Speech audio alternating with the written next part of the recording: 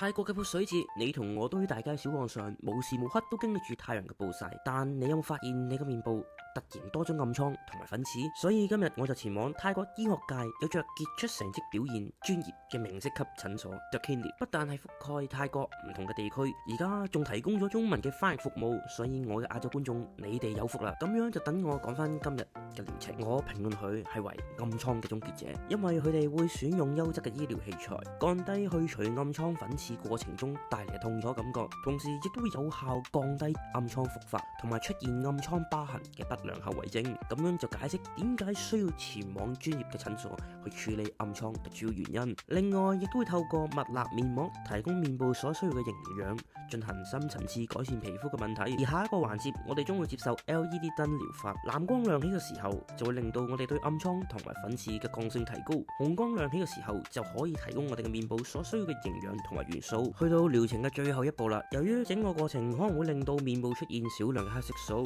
所以就需要透過雷射治療擊退黑色素。當你同我都一樣完成以上嘅步驟，就可以對暗瘡講再見啦。